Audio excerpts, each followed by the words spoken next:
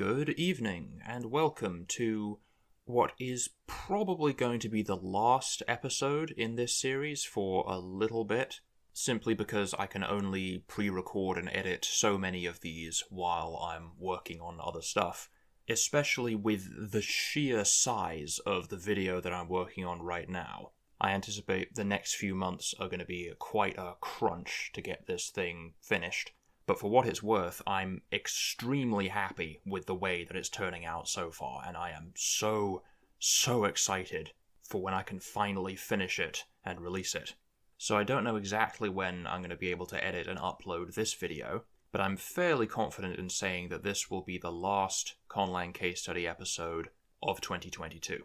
In which case, I'll wish everyone an early, happy, festive period and Happy New Year. But to go along with that, I do have an announcement of sorts that I will make at some point later on in this very video, so keep watching for that, I guess.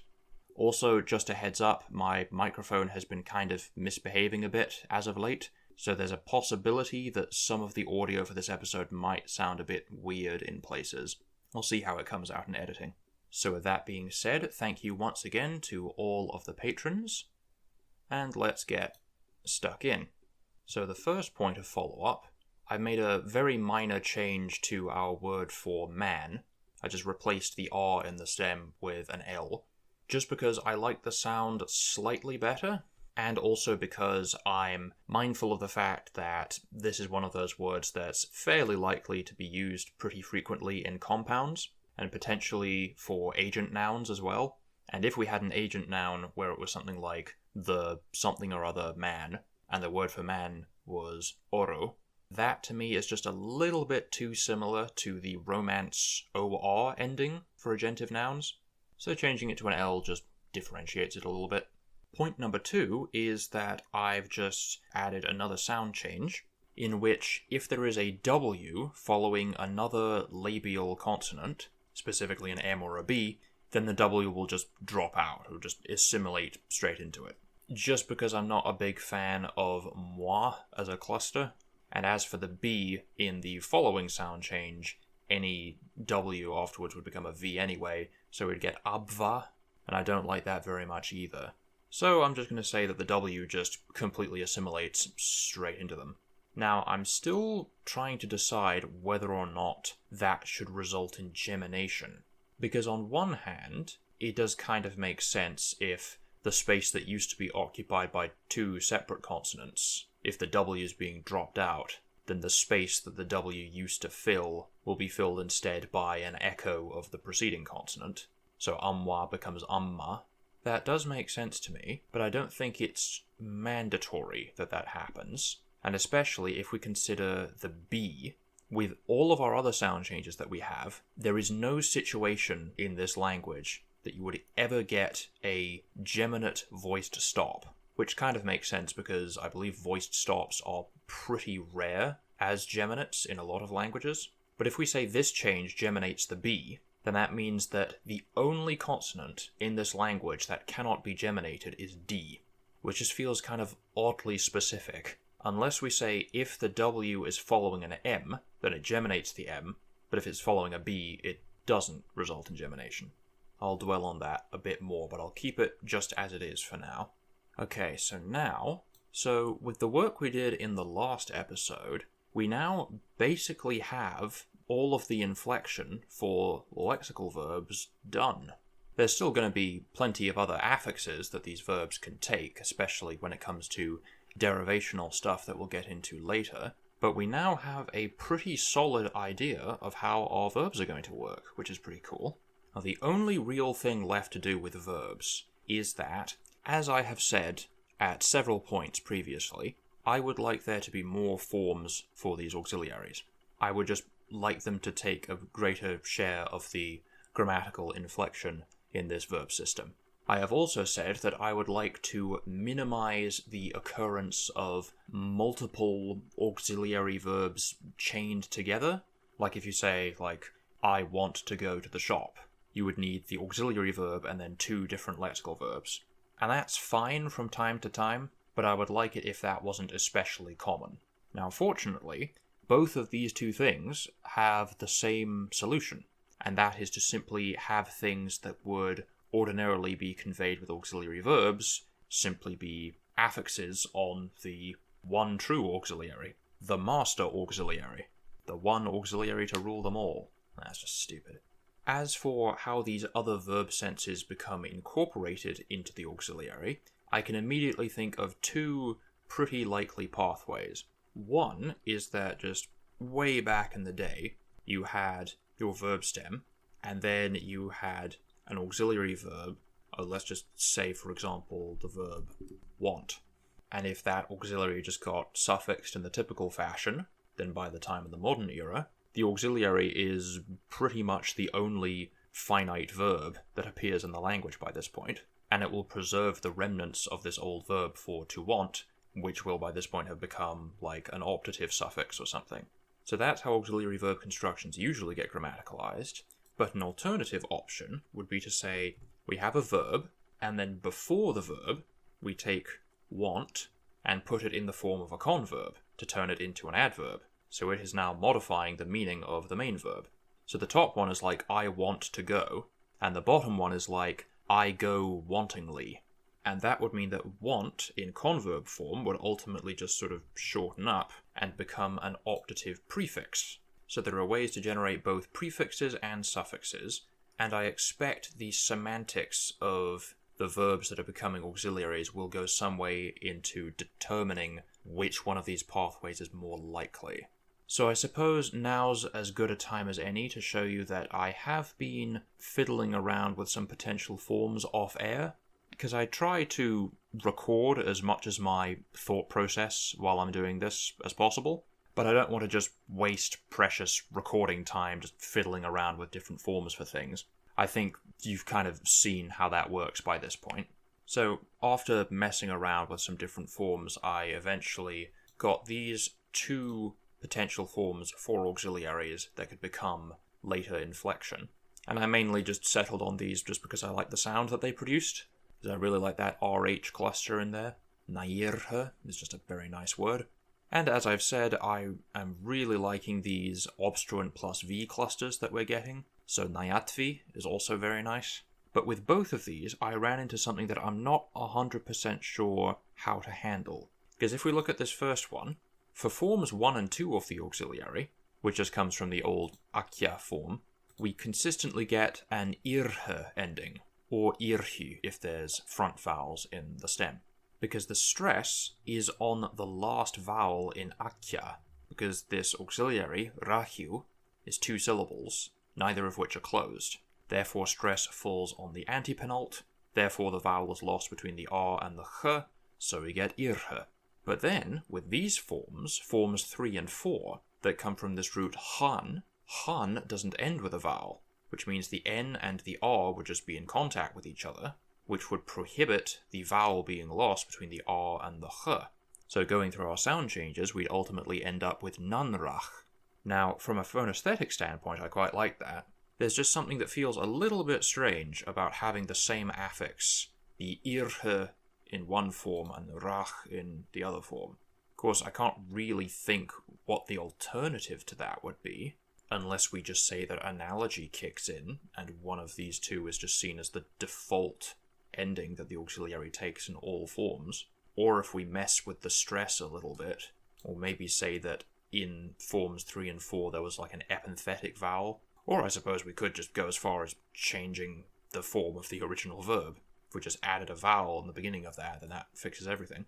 And then with this other form, this turai form, we have exactly the same issue.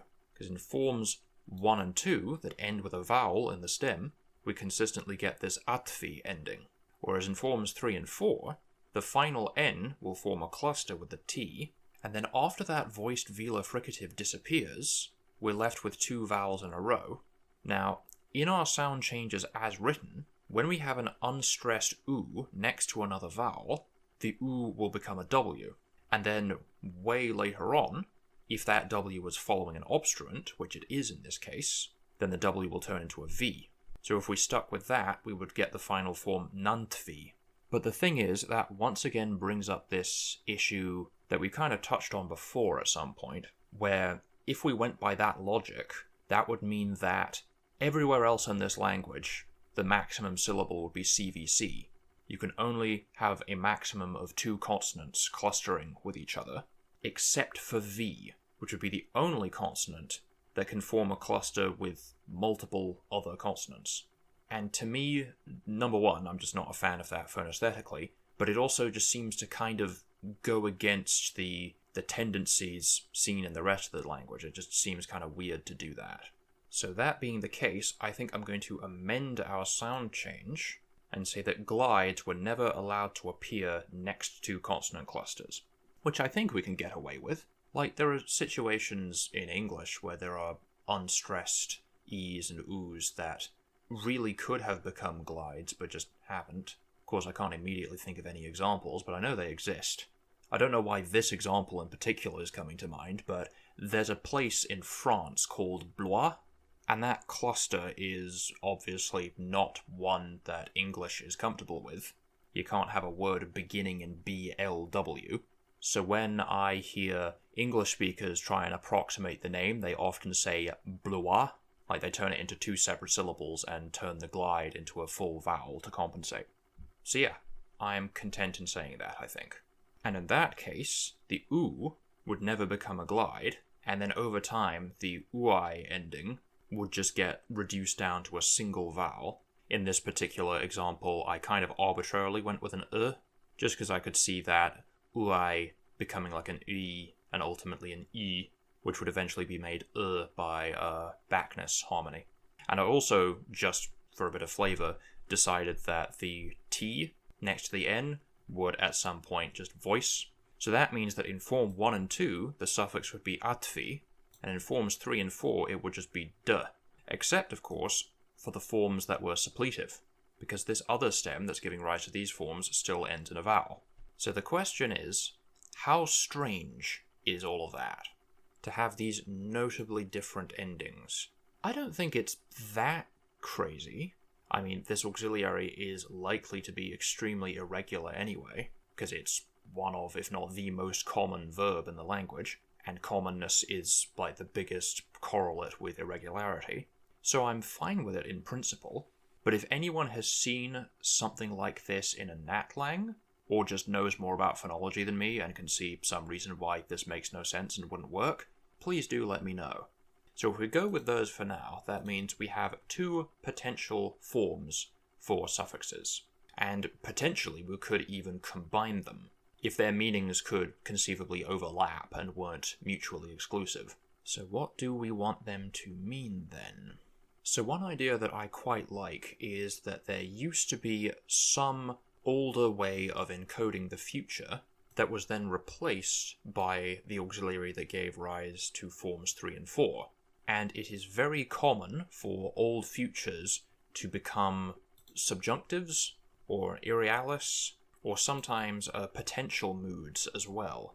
Now, I would very much like a potential mood, just something with a very general meaning of could, or might, or possibly.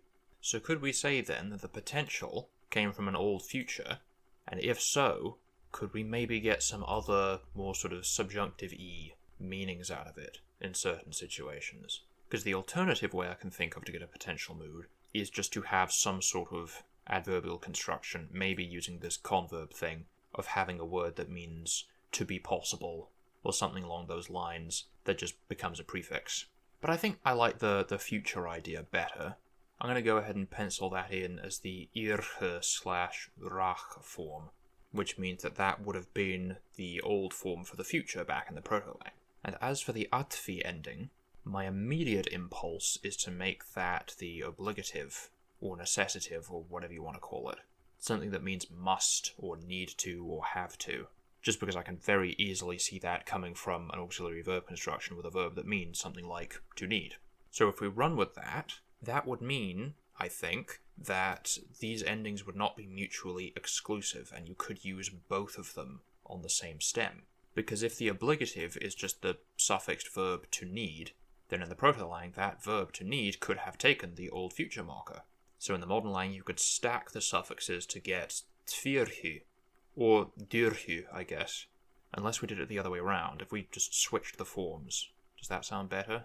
No, because if we did that, it would be like irhutvi, which doesn't sound nearly as good. Tvirhe sounds much better and more compact. So, yeah, we'll stick with that. Combining them would then mean something along the lines of to might have to possibly need to do something. And that actually reminds me, we do have a specific conditional mood. We also have a future in the past, which can function in kind of conditional-y ways sometimes. So a conditional is I would do something, whereas the potential is I could do something, or I might do something. So if you combined those, you would get I would have been able, or I might have done. Sometimes combining moods can get really tricky because they all sort of blend into each other at some point, and establishing which ones co-occur with or are mutually exclusive with others can be a bit challenging. One random idea that's occurred to me, if you use the conditional on its own, that's I would do something, but if you combine that with the potential, maybe, just maybe, that could get interpreted as a counterfactual, which is specifically a conditional that highlights that the thing, in fact, did not happen. So something like, I would order pizza tonight, but I don't have any money. So it sets up the thing as being contrary to reality, if you see what I mean. Hence, counterfactual. Whereas the normal conditional could be more of an, implicative? Is that the word for it? Where you just have a stated condition, usually in the form of like an if clause or something. So like, if I got hungry, I would order a pizza.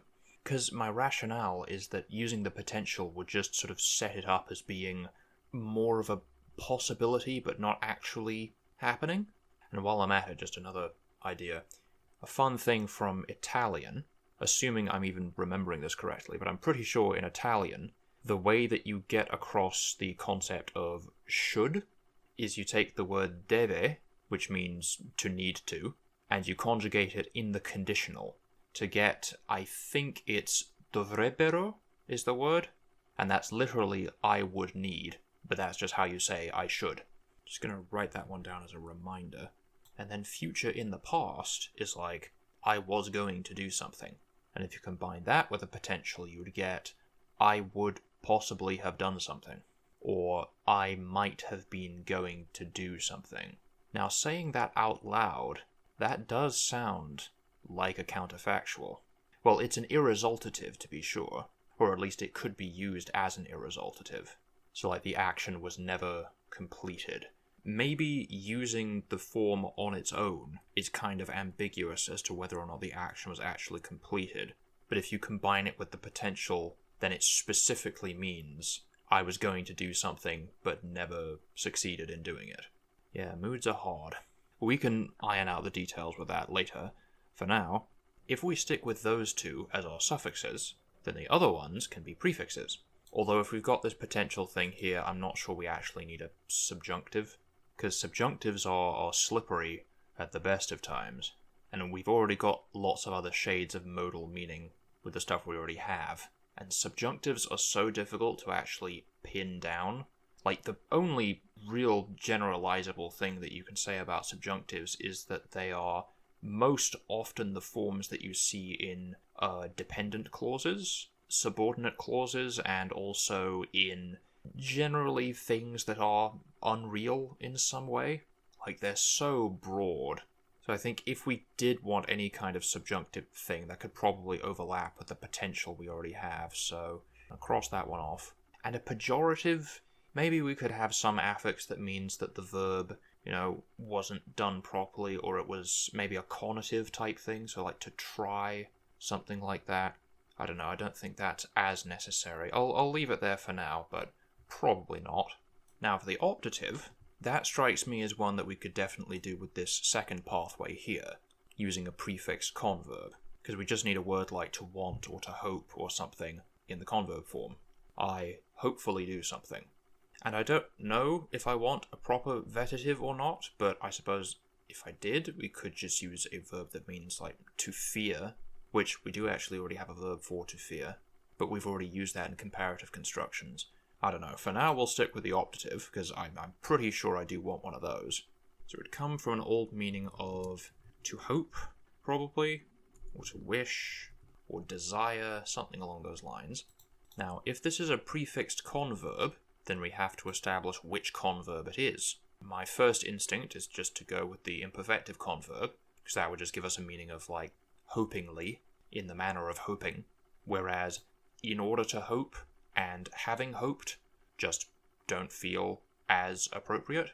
So the first principal part comes from the original accusative ending, which was hin, so that means this prefix is going to end in an n. So when it gets prefixed onto the auxiliaries, I think the only proper change that happens is that in the second person singular form, that S would turn into an R, because with the N in front of it, it'll be between voiced segments.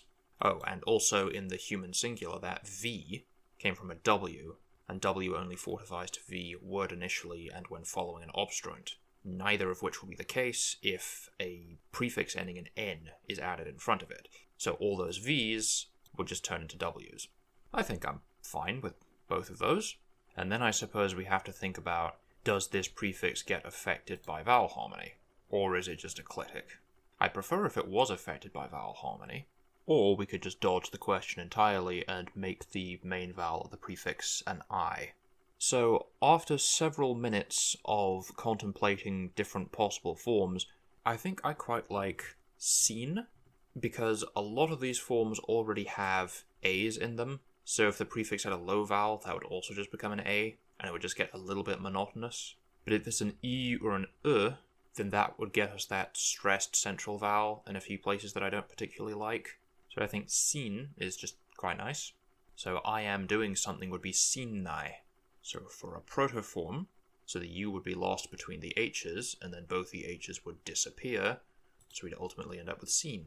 So that would be the first principal part, whereas the other three, short, simple word that means to hope. Get that added to the dictionary. So that is a nice collection of basic affixes to have at this point.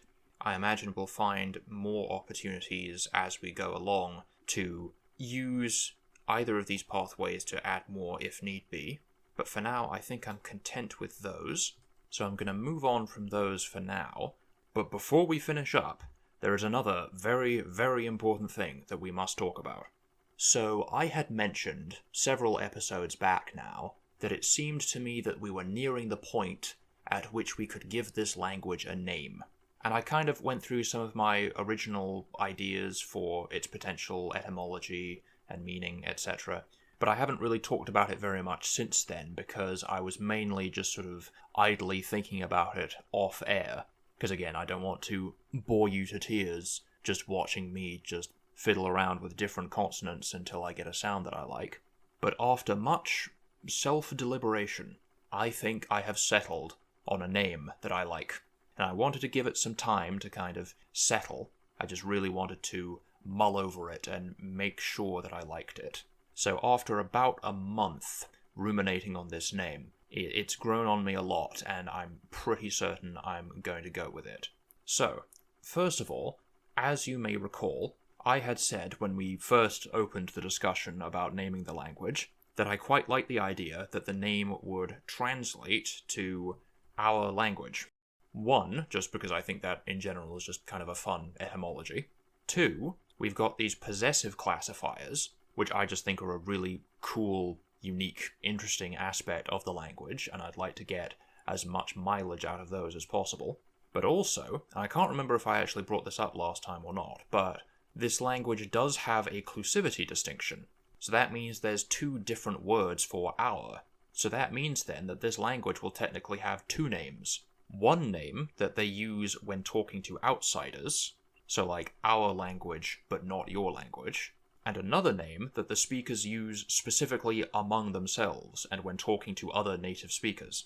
And I think that is a really fun idea, and I think that could lead to a ton of really fun cultural stuff, because as it seems to me, when this culture first comes across another culture, they'll refer to their language using the exclusive form.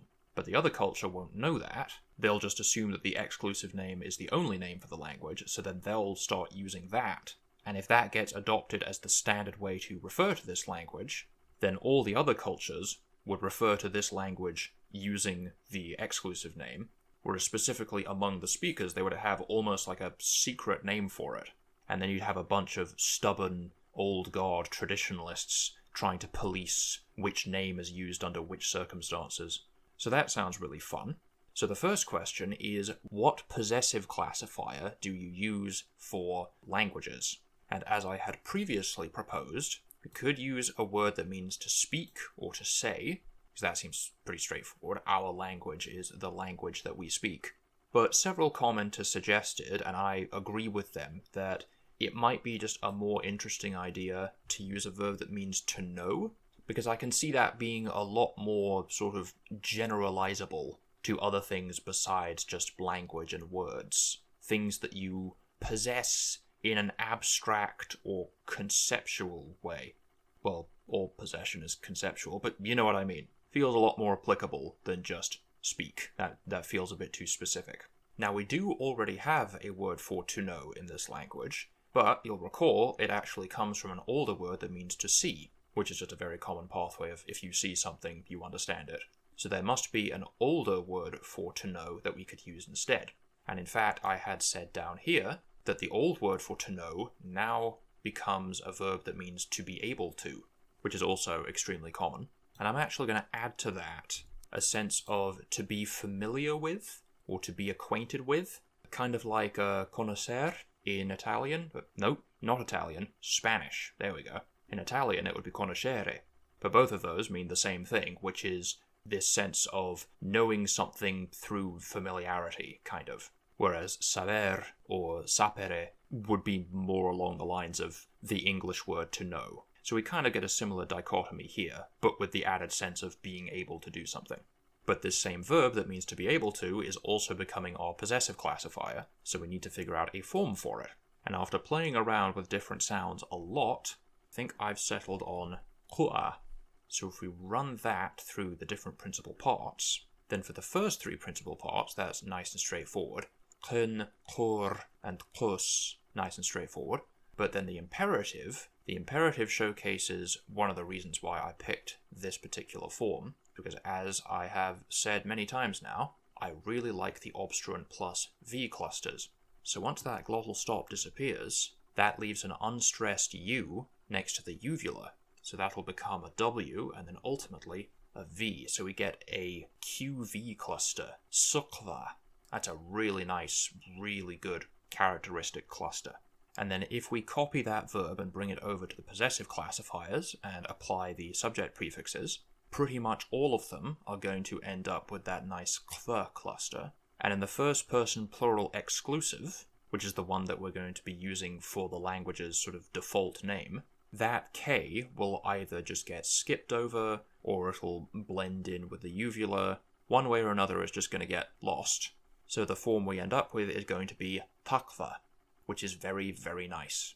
But then, in the inclusive form, we get the same thing that we had with the obligative suffix that we were talking about earlier, because in this case, the inclusive prefix ends with an M, which will be right next to the Q, which prevents that U from turning into a glide once the glottal stop disappears. So it's just going to stay as a U. In fact, no it won't, because it will be lowered by the uvula. And then over time that A at the end will either just blend in with the O straight away, or it'll get leveled by vowel harmony, and then word final vowel loss would happen, so we would just end up with a short O. And with nasal assimilation, the M would become an N, and at that point the word would already be harmonic when that U centralizes. So then the inclusive possessive classifier would be tenho, which is also very nice. So we'll just fill out the rest of those real quick. And then, all that's left to do is to find a word that means language, or tongue, or words, or something like that we can put these possessive classifiers in front of. And I've thought about this long and hard. First of all, I wanted to make sure that it was just a single syllable, just because I'm mindful that this word is a noun, and therefore it'll take case marking as well. So we don't want the name of the language to regularly hit like 5 or 6 syllables. So I had to narrow it down to a single syllable that I liked the sound of when preceded by these words. And after thinking about it quite a lot, I think I've settled on the word mir. I think that's just a nice word for language. which means the exclusive, and as I'm currently conceptualizing it, the sort of standard word for the language, at least among outsiders, will be takvamir, and the one used among members of the culture will be tunqumir. And I think both of those sound really, really good. Very happy with both of those. And there we go. We now finally have a name. It only took us 3 years, and very nice timing as well, because, like I said, I'm not exactly sure when I'm going to manage to edit and upload this video, but hopefully it'll be before the start of December, because this is the first year that I am going to be participating in Lexemba, which, if you don't know what that is, it's a conlanging tradition in which you try to coin at least one new word every day of December. I've never done it before because I've just never really felt the need to, but I think for this language, for takvamir, I think we are in the perfect situation for Lexemba, because we've reached the point where we are now able to coin words fairly easily, and it's just a matter of filling up this language's lexicon. And again, I think by this point, you probably get how my word coining process works, and I don't think it's particularly necessary for me to show you how I come up with every single word in the language on air. So the plan is that for every day of December, I will be posting a new word. Not exactly sure where I'll be posting it, because the kind of nominal plan up to this point was that I was going to use Twitter, because I've had a Twitter account for a while, but I've never really figured out what I was supposed to do with it. But naturally, the one time I find a use for it, as of the recording of this video, Twitter is kind of imploding. So I guess we'll just have to see if that remains a viable option by the time December rolls around. Because I think that conlangers, especially people who follow this series, account for such a tiny portion of my audience that I don't think most people really appreciate me making a new YouTube community post every single day of December. And I have no idea how to use Instagram or Tumblr or Reddit or any of those. So, I don't know. I'm going to nominally stick with Twitter for now, but if anyone has any better ideas, please do let me know below. In any case, by the next episode of this series, we will have 31 new words. But in the meantime, let's just finish up this episode by coining our customary noun. And in this case, I think pretty obviously that noun is going to have to be this word mir, because we're using it for the name, but we haven't actually said what it means yet. Because it could either mean something like just language, or words, in which case it would be inanimate, or it could mean something like tongue, in which case it would probably be animate, because it's a body part. I'm leaning towards having it be animate, just because I like the idea of kind of blurring the boundaries between the different noun classes. I kind of like the idea of just nouns ending up occasionally in classes that you wouldn't expect them to. So if a word like language ended up in the animate class because it used to mean tongue, that just kind of lends itself to that effect. So for a protoform, if it was just something like migir, actually no, because with the animate ending at the end there, the uvular stop, when it disappears, lengthens the sound in front of it, so that would result in a geminate R, which would block the final vowel loss. So it would be miri, which we don't want. We want it to end in the R. So there has to be a vowel there.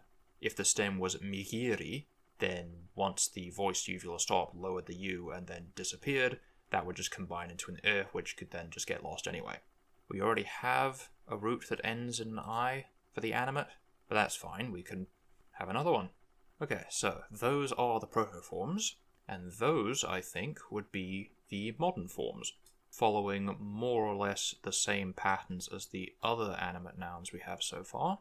And now to close things out with an example sentence. So clearly we've got to make use of some of the modal stuff we came up with today. I want to kind of use our full spectrum of verb morphology, both on the auxiliary and the lexical verb. And the only noun that we've made in the episode is the word for language. Now we don't have a word for to speak, but we do have a word for to be familiar with. And we could use the causative as well. We have something like, the man causes the children to become familiar with takvamir. And the funny thing about that is that this word for to be familiar with is the same root as in takva, so we're technically using the same verb twice. But we need to add more of our modal meanings, add the potential, that's the man might cause, and add the optative on top of that, it becomes the man may hopefully cause. And just to really pile things onto the auxiliary, let's add an inferential to that. So, I gather that the man may hopefully cause the children to become familiar with takva mir. And we can go ahead and throw the obligative on there as well, because the potential and the obligative can combine. Okay, so I gather that the man may hopefully need to cause the children to become familiar with takva mir. Okay, to start things off, the subject is the man. So that's in the singular nominative. Then comes the auxiliary with all of this marking on it. Oh, and I forgot, what are we going to do about the tense? I don't want to do a conditional because that would just get too confusing with all the different modal things on it. Let's do a near future, because why not? I gather that the man may soon hopefully need to cause the children to become familiar with takva mir. So we've got the singular man as the subject, and the auxiliary, in the near future, needs to be in form 3. Form 3 in the human singular is van, but since it's in the obligative, you would have the de ending, but then it's also got the potential on top of that. So it would be van derhe, but it also has the optative on it, so that would be the seen prefix, which would prevent the W from fortifying to a V. And we've got the inferential as well, which would be the nicht suffix. So the whole auxiliary would be seen wanderge nicht. That's more like it. So that's may soon hopefully need to. Then the lexical verb is to become familiar with, and that needs to be in the first principal part, which would be kun, but it's being causativized. And in this case, I could actually see it having the derivational causative, because to cause to be familiar with, to familiarize, I could see that becoming a proper lexical meaning in the proto-lang. But for the sake of example, we're going to stick with the applicative here. With the vowel harmony, that would be hyken. And with the applicative causative, the causee, which in this case are the children, need to be in the accusative. The accusative plural of children is nilaras, and that will go right before the lexical verb. And then the original direct object is takva mir, which is just takva in front of the word mir, would need to go in the locative, and the locative of mir is miren. We just stick takva in front of that, and I'm pretty sure that's the whole thing done. Look at all of that information packed into just 5 or 6 words. And when spoken aloud, that would be pronounced something like Olosin wandergenig takva miren nilaras heiklen. Okay, and I think that is a lovely place to leave things off. We've sorted out our verb system, we've got a name for the language, we've got things set up for Lexemba. Very exciting. So with that, I guess I'll say thank you very much for watching, and I'll see you at some point next year, when hopefully we can finally start on adjectives. So look forward to that, and I will see you then. Happy holidays.